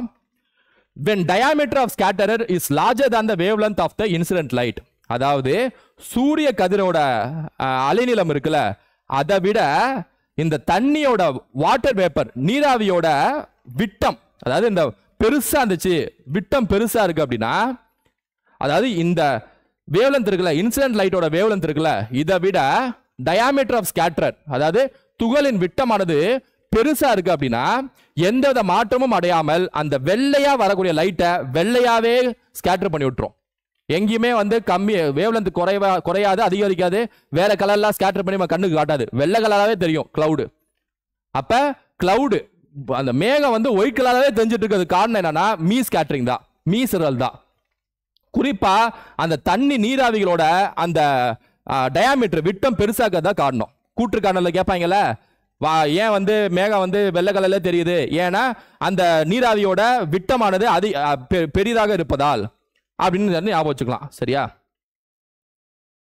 இங்க பாருங்க example, white appearance of clouds. So Rayleigh scattering எடுத்துக்காட்டு, சன்செட் சன்ரைஸ் அப்ப சிவப்பு கலர்ல தெரியுது, மீதி நேரம் ஃபுல்லா ப்ளூ கலர்ல தெரியுது, காரணம் ரேலே ஸ்கேட்டரிங் எடுத்துக்காட்டு எக்ஸாம்பிள் கேட்டிருக்காங்க. இதே மீ சிதறலுக்கு எடுத்துக்காட்டு அந்த மேகம் இருக்குல்ல, மேகம் ஒயிட் கலர்ல தெரியுது, காரணம் மீ சிதறல். டிண்டால் சிதறல், இது டிண்டால் சிதறல் சின்ன வயசுல படிச்சிருப்பீங்க. அதாவது கூழ்ம கரைசலில் ஒளி கதிர்கள் சிதறல் அடிக்கும் நிகழ்வு டிண்டால் ஒளி சிதறல் எனப்படும். இங்க பாருங்க, இப்ப ஒரு ஒளி பாஸ் ஆகுதா, இங்க பாருங்க பெருசா தெரியுது பாருங்க. ஏன்? தண்ணியில கூட அந்த அளவுக்கு தெரியல, தண்ணி கூட ஓரளவு தான் தெரியுது, இங்க பெருசா தெரியுது பாருங்க. ஏன்? உள்ள கூட அந்த கூழ்ம கரைசல் இருக்குல்ல, அதாவது உள்ள கூட அந்த பார்ட்டிகல்ஸ் துகள்கள் அது ஸ்கேட்டர் பண்ணும் லைட்டா, எல்லா துகள்களும். சரியா? அட்மாஸ்பியர்ல ஸ்கேட்டர் பண்றது ரேலே ஸ்கேட்டரிங்க. வளிமண்டலத்தில் இருக்கக்கூடிய மேகத்தை ஸ்கேட்டர் பண்றது மீ சிதறலுங்க. சும்மா தண்ணி இந்த மற்ற விஷயங்கள்லாம் ஸ்கேட்டர் பண்ணி அது மூலமா லைட்டை பெருசாய் சிதறல் அடிச்சு நம்ம கண்ணு காட்டுதுன்னா அது பேர் டிண்டால் ஸ்கேட்டரிங்க. இது மட்டும் இல்ல, ஒரு இருட்டு அறையில நீ ஒரு சின்ன ஓட்டையை போட்டு ஒளி அனுப்புங்க, அப்படியே அந்த டஸ்ட் பார்ட்டிகல்ஸ்லாம் உங்க கண்ணுக்கு தெரியும், அந்த தூசி துகள்கள்லாம் கண்ணுக்கு தெரியும். அது காரணமும் டிண்டால் சிதறல் தான், டிண்டால் ஸ்கேட்டரிங் தான். சரியா? அப்ப ராலி சிதறல் வானம் ப்ளூ கலர், சிவப்பு அந்த சன்ரைஸ் சன்செட். மீ சிதறல் மேகம் ஒயிட் கலரு, வெண்மை நிறம். சரியா? டிண்டால் சிதறல் கூழ்ம கரைசல் மேல பட்டு சிதறல் அடைவது டிண்டால் சிதறல். ராமன் சிதறல் ரொம்ப ஃபேமஸான சிதறல், ராமன் சிதறல். ஆக்சுவலா இந்த இன்சிடென்ட் ரே வருதுல, அதாவது சூரியன்ல இருந்து வரக்கூடிய அந்த படுகதிர் இருக்குல்ல, அது ஒரு லிக்விடோ, ஒரு திரவ பொருளோ திட பொருளோ இல்ல வாயு மேல பட்டு திரும்ப அது வேற ஃப்ரீக்வன்சிலயோ வேற வேவ்லென்த்லயோ மாறுதுன்னு ஒன்று சொன்னேன்ல, அதாவது இன்எலாஸ்டிக் ஸ்கேட்டரிங், மீட்சியற்ற சிதறல் ஒன்று இருக்குல்ல, வரக்கூடிய எனர்ஜியும் பட்டதுக்கு அப்புறம் மாறும்ல அந்த எனர்ஜி, அதை ப்ரூவ் பண்ணவர் யார் அப்படின்னா ராமன் தான். இந்த ராலே மீ டிண்டாலை விட ஜாம்பவன் யாருன்னா ராமன் தான், சர் சி வி ராமன். 1930 இவர் நோபல் பிரைஸ் வாங்கினாரு. சரியா? முக்கியமா என்ன சொல்றாருன்னா, அந்த டைம்ல ஐன்ஸ்டீன் போட்டான்கள் ஒன்று கண்டுபிடிச்சிருப்பாரு. இந்த லைட்ல போட்டான் ஒன்று இருக்குப்பா, ஒரு எனர்ஜி, அது பேர் போட்டான் அப்படின்னு ஒன்று கண்டுபிடிச்சிருப்பார். அந்த சமயத்துல தான் இவரும் இதை கண்டுபிடிச்சார். என்ன சொல்றாரு அப்படின்னா, இப்ப தண்ணி இருக்கு அப்படின்னா தண்ணியில நிறைய துகள்கள் இருக்கும், பார்ட்டிகல்ஸ் இருக்கும், மாலிகுல்ஸ் இருக்கும். அது மேல லைட் படுறப்ப சரியா, அந்த மாலிகுல்ஸ் இருக்கக்கூடிய அந்த எலக்ட்ரான்கள் இருக்குல்ல, அதாவது ஒவ்வொரு மாலிகுலும் எலக்ட்ரான்களுக்கு போன வகுப்புல பார்த்திருப்பேன், சொல்லியிருப்பேன். அந்த எலக்ட்ரான்கள் ஒரு ஆற்றல் நிலையில இருந்து இரண்டாம் ஆற்றல் நிலை நோக்கி அப்படியே ஓடும். அப்ப என்ன நடக்கும் அப்படின்னா, இந்த துகள்களுக்குள்ள வேவ்லென்த் இருக்குல்ல, அந்த வேவ்லென்த் அதிகமாகலாம் கம்மியாகலாம், அதாவது ஃப்ரீக்வன்சி வேவ்லென்த் அதிகமாகலாம் கம்மியாகலாம். அப்ப படுகதிரை விட இந்த சிதறல் கதிர் இருக்குல்ல, ஸ்கேட்டர் லைட், அதோட வேவ்லென்த் அதிகமாகலாம் கம்மியாகலாம்ங்கிறத ப்ரூவ் பண்ணவர் யாருன்னா ராமன் தான், சர் சி வி ராமன் தான். சரியா? இது கொஞ்சம் ரொம்ப டீட்டெயிலாக பார்க்க முடியாது, மேலோட்டமாகவே பார்த்துக்கோம். இங்கே பாருங்க, when a parallel beam of monochromatic light passes through a gas or liquid or solid, part of light rays are scattered. வாயுக்கள் அல்லது திரவங்கள் அல்லது ஒளி புகும் தன்மை கொண்ட திண்மங்களின் வழியாக ஒற்றை நிற ஒளியானது செல்லும் போது ஒரு பகுதி சிதறல் அடையும். The scattered light contains some additional frequencies other than that of incident frequency. This is called as Raman effect. படுகின்ற கதிரின் அதிர்வெண்ணை தவிர சில புதிய அதிர்வெண்களை உள்ளடக்கியதாக இருக்கும். இந்நிகழ்வு ராமன் ஒளிசிதறல் எனப்படும். இந்த புதிய அதிர்வெண் இருக்குல்ல, அது வந்து இந்த படுகதில இல்லாத அதிர்வெண் புதுசா உருவாகி இருக்கு. அந்த லைட் பட்டு புதுசா உருவாகி இருக்கு. அதுதான் ராமன் எஃபெக்ட் அல்லது ராமன் சிதறல் அப்படின்னு சொல்லிட்டு சொல்றாங்க. இது வந்து மோனோக்ரோமேட்டிக் லைட், அதாவது ஒற்றை தன்மையுடைய அந்த ஒளியில வந்து இது வந்து பயணிக்கும் அப்படின்னு சொல்லிட்டு சொல்றாங்க. சரியா? ரொம்ப டீடைலா பார்த்தா நமக்கு டைம் எடுக்கும். ஓரளவுக்கு மேலோட்டமாவே சொல்லிடுறேன். இதை மேலோட்டமா சொல்லிட்டேன். அது ஒத்திசையற்ற ஒளி, அதாவது இன்கோஹரண்ட் சோர்ஸ் ஆஃப் லைட். அது ப்ரீவியஸ்ல கேட்டிருக்காங்க, இதை ஞாபகம் வச்சுங்க. ராமன் எஃபெக்ட்ங்கிறது கோஹரண்ட் சோர்ஸ் ஆஃப் லைட்ல சாதிக்க முடியுமா, இன்கோஹரண்ட் சோர்சஸ் ஆஃப் லைட்ல பயணிக்குமான்னு சொல்லிட்டு கேட்பாங்க. இன்கோஹரண்ட், ஒத்திசையற்ற ஞாபகம் வச்சுங்க. அதாவது வெவ்வேறு வேவ்லென்த், வெவ்வேறு அலைநிலம் கொடுக்குதுல, அதனால ஒத்திசையற்ற அப்படின்னு ஞாபகம் வச்சுங்க. இன்கோஹரண்ட். இது எக்ஸாம்ல கேட்பாங்க. இங்க கவனிங்க, ராமன் ஸ்கேட்டரிங்லேயே ஒரு முக்கியமான விஷயம் இருக்கு. படுகதிர் அதிர்வெண்ணும் ஒளி சிதறல் அதிர்வெண்ணும் சமமா இருந்துச்சுன்னா அது பேர் ராலிக் லைன்ஸ். சரியா? அதாவது இன்சிடென்ட் ஃப்ரீக்வன்சி வரக்கூடிய அந்த படுகதிர் அதிர்வெண்ணும் ஒளி சிதறல் அதிர்வெண்ணும் சமமா இருந்துச்சுன்னா அதுக்கு பேர் வந்து ராலிக் லைன்ஸ். இது ஏன் எக்ஸாம்பிளுக்கு இதை சொல்லிட்டு அப்புறம் ராமனுக்கு வராங்க. சரியா?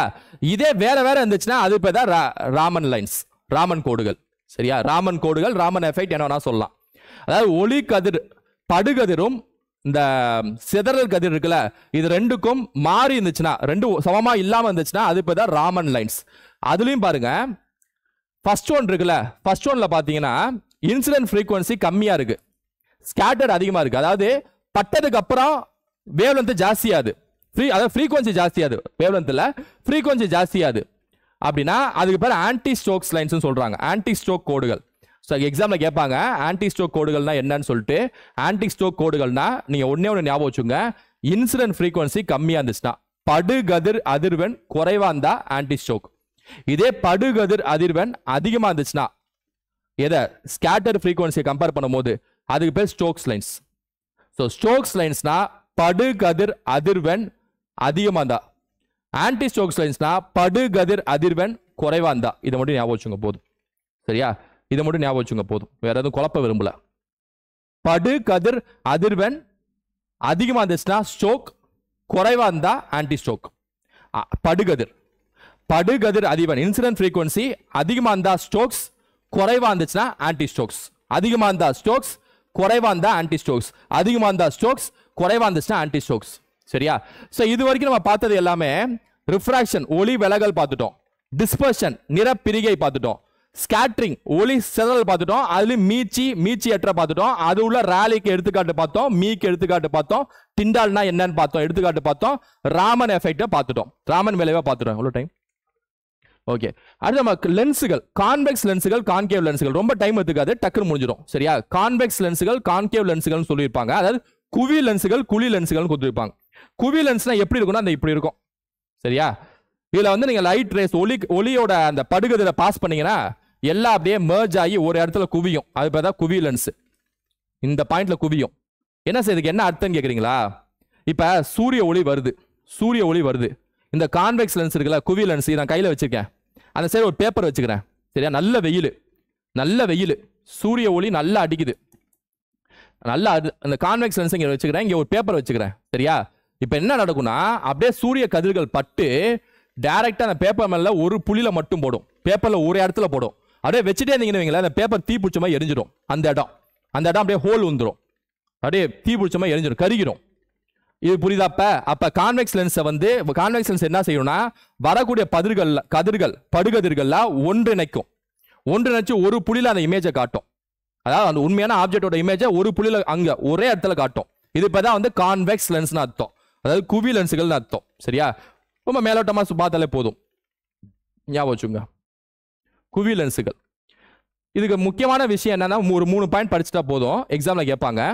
இதை வந்து கன்வர்ஜிங் லென்ஸ்னு சொல்லுவாங்க, குவிக்கும் லென்ஸுகள் சொல்லுவாங்க.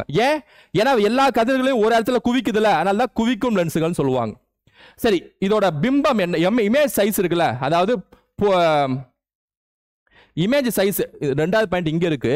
பொருள் அருகே செல்ல செல்ல பிம்பத்தின் வடிவம் பெரிதாகி கொண்டே போகும். அதாவது image size become bigger and bigger when object comes closer. அந்த இமேஜ் இருக்குல்ல கான்வெக்ஸ் லென்ஸ்ல வந்து அந்த இமேஜ் எப்படி தெரியும்னா கொஞ்சம் இப்போ அங்க ஏதாவது எழுத்து இருக்கு அப்படின்னா நான் கான்வெக்ஸ் லென்ஸ் எப்படி வச்சு பார்க்குறேன் அப்படின்னா அந்த எழுத்துல இருந்து தள்ளி வச்சு பார்க்குறேன் அப்படின்னா ஏன்னா அந்த எழுத்து வந்து சின்னதா தெரியும். இதே அந்த எழுத்து பக்கத்துல இந்த கான்வெக்ஸ் லென்ஸை கொண்டு போறேன்னா கான்வெக்ஸ் லென்ஸ்க்கு இந்த சிறந்த எடுத்துக்காட்டு மைக்ரோஸ்கோப் சரியா, அந்த எழுத்து பக்கத்துல நான் கொண்டு போக எழுத்து பூகமா பெருசா தெரியும்.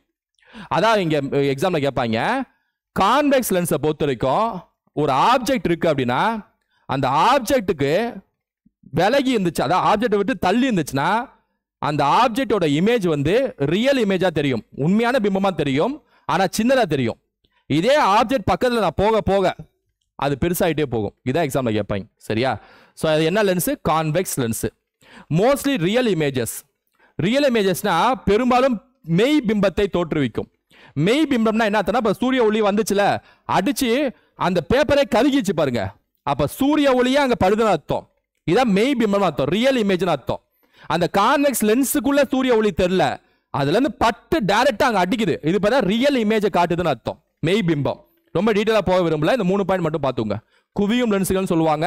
மோஸ்ட்லி மெய் பிம்பத்தை காட்டக்கூடிய லென்ஸுகள் எதுன்னு கேட்பாங்க, கான்வெக்ஸ் லென்ஸ் சரியா, அதாவது குவி லென்ஸுகள். பொருள் அருகே செல்ல செல்ல அது பெருசாயிட்டே போகும். கான்வெக்ஸ் லென்ஸோட அப்ளிகேஷன் என்னன்னா கேமரா லென்ஸ்ல பயன்படும். இதில் ஞாபகம் வச்சுங்க, நுண்ணோக்கிகள், தொலைநோக்கிகள், ப்ரொஜெக்டர்ஸ் இருக்குல்ல, இந்த ப்ரொஜெக்டர்லாம் இருக்குல்ல டிஸ்பிளே பண்ணக்கூடிய ப்ரொஜெக்டர்ஸ், இது எல்லாத்துலயுமே வந்து கேமரா, இந்த நீங்க பார்க்கக்கூடிய அந்த கேமரா லென்ஸ், நுண்ணோக்கி, இது எக்ஸாம்ல கேட்பாங்க சரியா, கேட்டிருக்காங்க. குவி லென்ஸுகள் கான்வெக்ஸ் லென்ஸோட எடுத்துக்காட்டு. ஸோ கான்வெக்ஸ் லென்ஸ்னா எப்படி இருக்கும்னு பார்த்துட்டோம், அது என்னன்னு பார்த்துட்டோம், குவியும் லென்ஸுகள்னு பார்த்துட்டோம், மெய் பிம்பம்னு பார்த்துட்டோம், இமேஜ் பக்கத்தில் போக ஆப்ஜெக்ட் பக்கத்தில் போக போக இமேஜ் பெருசா தெரியும்னு சொல்லி பார்த்துட்டோம், மைக்ரோஸ்கோப்ல பார்த்தா பெருசா தெரியல என்ன காரணம் இதை காட்டணும், அப்புறம் அதுக்கான அந்த இதுல அப்ளிகேஷன் பார்த்துட்டோம். இப்போ கான்கேவ் லென்ஸ்னா கொஞ்சம் வித்தியாசமா இருக்கும், இந்த மாதிரி இருக்கும், ஒரு கேவ் மாதிரி இருக்கும். இங்க இருந்து பாத்தீங்கன்னா ஒரு கொகை, ஒரு ஸ்பூன் எடுத்துட்டீங்கன்னு வைங்களேன், ஸ்பூன்ல இப்படி ஸ்பூன் மிரர் தான், கண்ணாடி தான் ஸ்பூன் எடுத்துக்காட்டு சொல்லலாம். ஏன்னா கண்ணாடி கான்கேவ் மிரர்னு இருக்கு, லென்ஸ் இருக்கு. மிரர்னா நம்ம இது தெரியும், ரிஃப்ளெக்ட், இது ரிஃப்ராக்ட் சரியா, எடுத்துக்காட்டு சொல்ல முடியாது. இருந்தாலும் உங்களுக்கு சொல்றேன், ஒரு குகை மாதிரி இருந்துச்சு, குகை மாதிரி இருக்குன்னா அப்போ கான்கேவ், இப்படி இப்படி பல்ஜா இருந்துச்சுன்னா அப்போ கான்வெக்ஸ் சரியா. குழி, அதனால குழினா குழி மாதிரி இருக்கும், 2 சைடு குழி இருக்கும் சரியா, குழி லென்ஸுகள். இது என்னன்னா இப்ப சூரிய ஒளி இந்த மரம் மேல பட்டு இந்த மரத்துல இருந்து சூரிய கதிர்கள் மரத்தை அப்படியே காட்டுறதுக்காக கான்கேவ் லென்ஸ் சரியா, இது கான்வெக்ஸ் இல்ல, கான்கேவ் லென்ஸ் சரியா, மேல படுது அப்படின்னா பட்டு ஒளி இப்படி விலகும், ஏன்னா அது எல்லாம் ஒன்றிணைஞ்சு இந்த சைடு, அதாவது லென்ஸுக்கு இந்த சைடு இந்த மரத்தோட சைஸை சின்னதா காட்டும், அந்த சைடு பயணிக்காது. அப்ப இது பேர் விர்ச்சுவல் இமேஜுங்குவாங்க, மாய பிம்பம்ங்குவாங்க.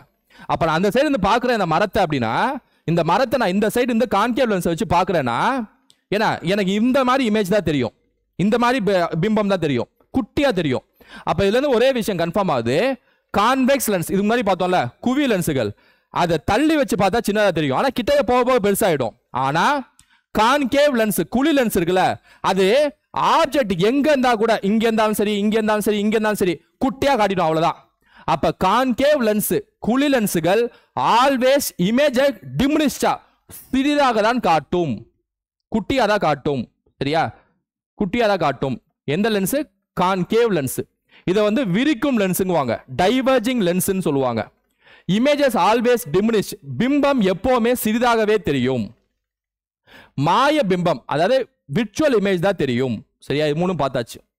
அப்ளிகேஷன் பார்த்தீங்கன்னா கலீலியோ டெலஸ்கோப், எக்ஸாம்ல இது கேட்பாங்க. கலீலியோ தொலைநோக்கிங்கிறது எந்த லென்ஸ் அப்படின்னு கேட்பாங்க, கான்கேவ் குழி லென்ஸுகள்.